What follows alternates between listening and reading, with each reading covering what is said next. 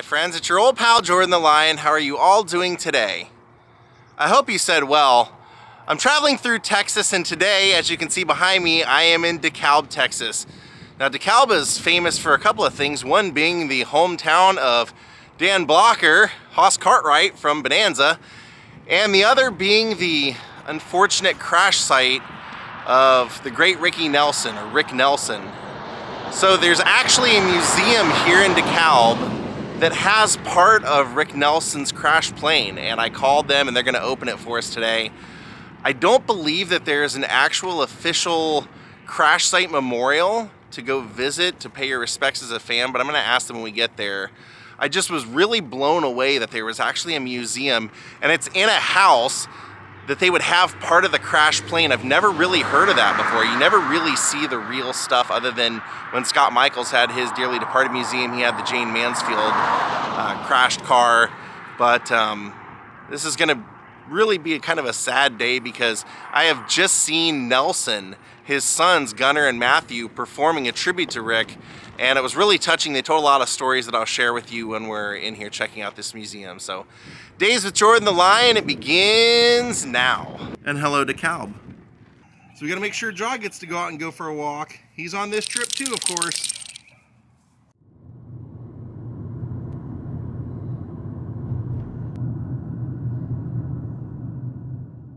Look at this cool old abandoned building. I love the mural on the side, that's pretty cool. An old cattle drive. So here we are, the Williams house of Dekalb.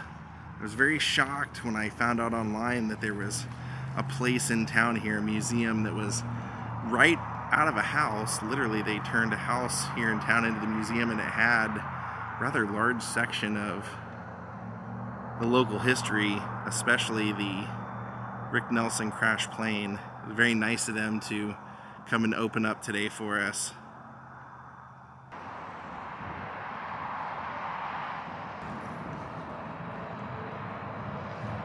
I am pretty excited. So the people nice enough to open the museum today are also going to take me out and show me where the crash site was, since there's not an official memorial. But here it tells a story. Crashed Tuesday evening, New Year's Eve of December 1985, about 5:15 p.m. Approximately 2 miles from this site in Dekalb, Texas. Those killed include Ricky Nelson and members of the Stone Canyon Band, bassist Patrick Woodward, drummer Rick Endvelt, keyboardist Andy Chapin, guitarist Bobby Neal, road manager Donald Clark Russell, and Nelson's fiancée Helen Blair. Pilots Ken Ferguson and Brad Rank escaped, though both were badly burned. Having performed in Guntersville, Alabama, the band was en route to Dallas, Texas for a New Year's Eve extravaganza. It was later found out the mechanical problems caused a fire that led to the crash. Bobby Neal, who was the lead guitarist in Ricky's band, Stone Canyon Band, has 3 sisters that were living in Arkansas. We had the plane in a barn. They came to see it, and they would stand here and just rub on it. And when I say stand here, I mean like for 2 or 3 hours. I can imagine. And this was the last place their brother was alive. And we realized how important it was. And then when Ricky's son, Sam, came, like I said, he said he grew up thinking the town was a dark, ugly place. Yeah. And then when he came here, he changed his mind. And so we've been very proud to display it since then. See, I love that. That's exactly how I feel about things like this. I know I can see how some people would say that's morbid, you shouldn't look at that, but right. It tells a story, and this plane in particular, I don't know how much you know, but they had a lot of problems with this plane, and it even the last flight it didn't take off on time because they were trying to get things fixed. And the story is, it's in one of the papers that they said they would not fly it again. Yeah, this was supposed to be, I think, the last flight for it.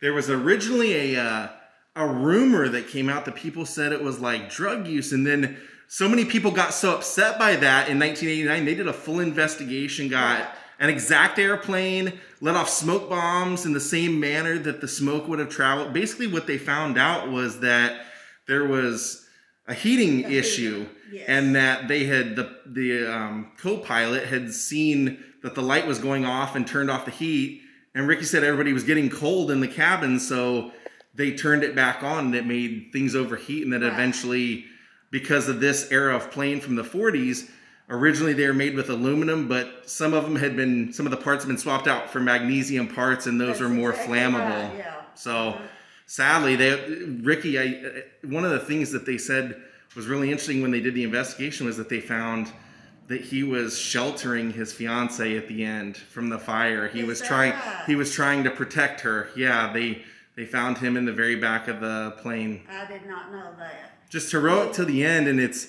so sad because he was always terrified of flying. Yeah. We have a man here in town that has the other heater. There were 2 heaters. I've got a perfect place for it, and I keep telling him, you know, we'd love to have it down here. He's got it in a barn, and, you know, it'll probably stay there from now on, but anyway, it is here in town. And I was wondering, you know, you and I were talking, that there's no official memorial crash site plaque or anything out there for fans to go visit. No. We take a lot of people out there, and they take pictures just of the woods and everything. Exactly, yeah. And a sheared off telephone pole. That's the only thing that is really a marker. But we take a lot of people out there. And we've gone out many times because we knew the people that it belonged to, and we would find little pieces of little airplane pieces. Yeah. But anyway. Did you live in town when this happened? We did, yes. Did you? What was the town like when this? I mean, because I know it just. They said that you could not get onto the road at all. It's 990, a little farm to market road. You could not get there at all. As it turns out, it was New Year's Eve. My sister and brother-in-law owned a business in town. It caught on fire that night. Probably they said that some of the parts of the plane, different, okay. No connection, but we really were more interested right then, you know, we didn't know what was going on. Yeah, oh wow, what a night for you then. It was quite a night.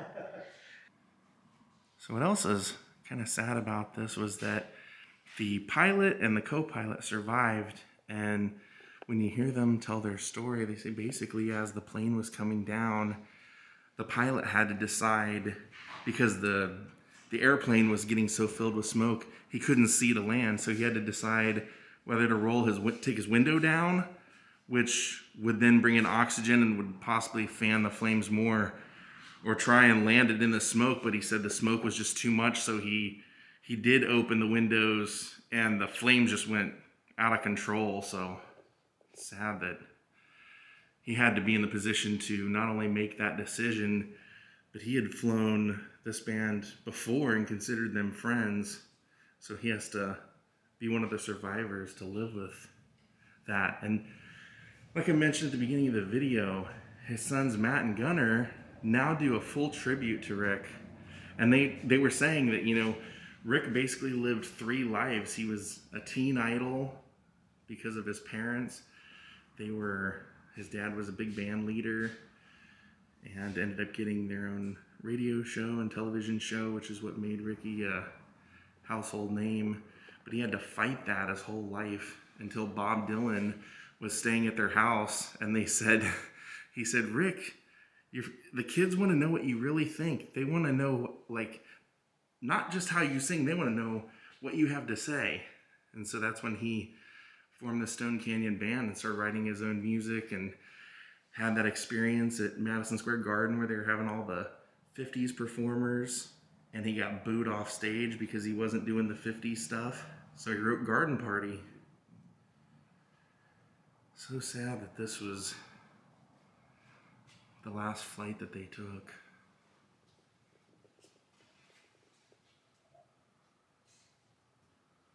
This plane originally belonged to Jerry Lee Lewis. This was the way the plane would have looked. It was also used as a commercial plane and as a military plane in World War II. The picture I have the story here, but Richard D. Rossett in California was painting the picture as a present for Ricky for Christmas from his fiance.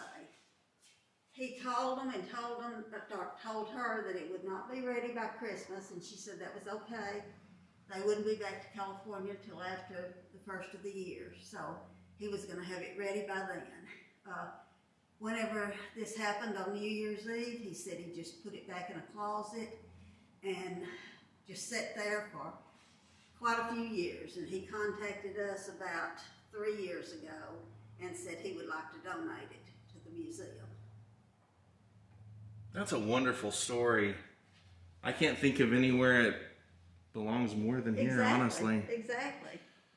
I'm just in awe of seeing this. I mean, this to me is like, to wonder what he would have done in the future, what kind of music he would have made. Yeah. As his sons say, you know, their biggest regret is they never got to perform with him. Yeah. So that's definitely one of those things, you know, he would have, his sons mentioned that they are the only family to have 3 generations with a #1 hit song. Is that right? Yeah, and so to think, you know, Rick would have performed with his sons at some point, right. And it's just so sad. He was a record setter. He was the first person in history to have a #1 hit record, #1 hit TV show, and a #1 hit movie all in the same week.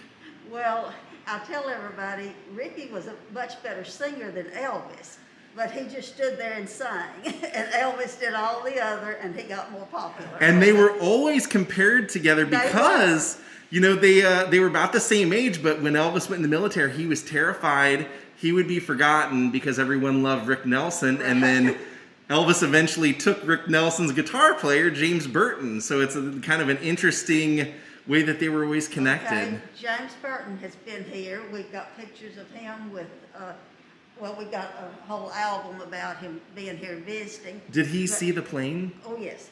But I was going to tell you, when you see the video, you will see that the tail, the rudder, was on the plane at the time, and it was untouched by smoke or anything.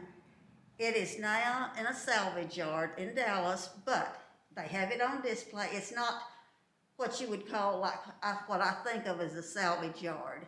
They kind of collect aircraft salvage yard. Yeah, but they kind of collect. Yeah. Oh, things, okay. So they display some of the. Yes, okay, good. And it is there. But okay. We would love to have it back here. You can see it in that picture on the left-hand newspaper. It was. Yeah, right there. That's what they're talking about. One thing that's impressive to me about Ricky Nelson on one of these videos, he's standing there behind the microphone singing, and he of course, he's a very nice-looking man and all, but got on a suit and tie, and you don't see that much, you know. Not anymore. Well, you know why he did that? He was a big fan of Carl Perkins his whole life, and he like kind of adapted some of Carl's style of dress and everything. I noticed. Thank you for letting me see all this. About Jerry Johnson, of course, you know. Oh, that's you guys have the plane in his pavilion here. Yes, and James Burton. Yeah. This is the way James looks now. He lives Yeah, I in just met him a Shreveport. couple months ago. Oh, okay, all right. And Gunnar and Matthew. And this is Ricky's youngest son, Sam. Yeah. And he's the one that's been here. And then they have an older sister, Tracy. Yes. And there's James and Ricky. I love this picture because we've had this TV forever, and it looks like Ricky's sitting by our TV.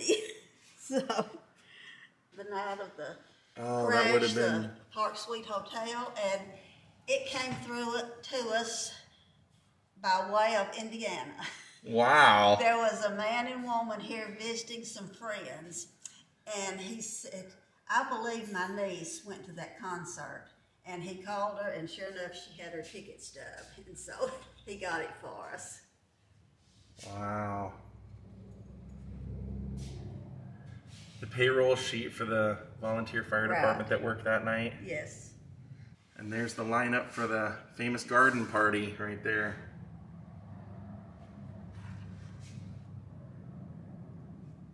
When James was here. Oh, wow, you took James Burton out to the crash site. That's right. Cool. And you said you'll take me out there as well? Yes. But now we won't go on to it. Yeah. permission then, but. Yeah, I think James Burton deserves a little bit more. Over the Texas-Oklahoma border, the pilot and co-pilot radioed they were in trouble. Apparently caught on fire in the cockpit, and we had a local helicopter pilot that was following the aircraft and was in communication with them. The helicopter tried to direct them to the closest airport, but it was too late. Witnesses could see smoke coming from the plane. Dean Waters said the pilot circled a field and tried to land on a highway. Here, two of my employees that were on their way home had been on the highway, and he was trying to land on the highway and headed right straight toward them, and the kid just got scared and couldn't get off the road. So the pilot made another turn and tried to make a landing in that field out there, and from there just burned. By the time we got to the aircraft, the whole thing was just completely engulfed in flames. Those flames consumed nearly the entire plane. The tail remained the only part of the aircraft unscorched by the fire. Nelson and his Stone Canyon band were flying to Dallas to play a New Year's Eve concert. The show at the Park Suite Hotel went on as a tribute to Nelson and his band. So now they're nice enough to take us out to the crash site so we can see where that all happened. So we're headed out the South 990 right now. It's 2 miles outside Dekalb. So when we watched the news report of the guy talking about his employee being on the freeway, this was it right here, that the plane was trying to land here but saw the car, so it diverted over and ended up crashing right over there where those pine trees are roughly. She was saying that it plane bounced, kind of skipped a couple of times on its way down. But one of the ways that you can recognize it is there's a telephone pole right over here on the other side of the fence that was taken out by the plane. Let's go take a look at that. So if you look right on the other side of this barbed wire, that's the telephone pole. As the plane was coming in, it knocked that telephone pole out. She said she's been trying to talk to the landowners about maybe putting this in the museum as well, but everyone uses this as their landmark when they want to come out and visit. So the plane ultimately ended up crashing right over into here and caught on fire, sadly. Heartbreaking. Such a young guy. Such a young guy. Well, my friends, thank you all for watching. I can't thank the museum enough, and Carolyn for opening up today and telling as much as she did to us. I thought that was just absolutely amazing that they honor Rick's memory here for a sad reason, but I'm glad that he's remembered. Thank you all for watching. We'll see you all next time. Have a great night and goodbye.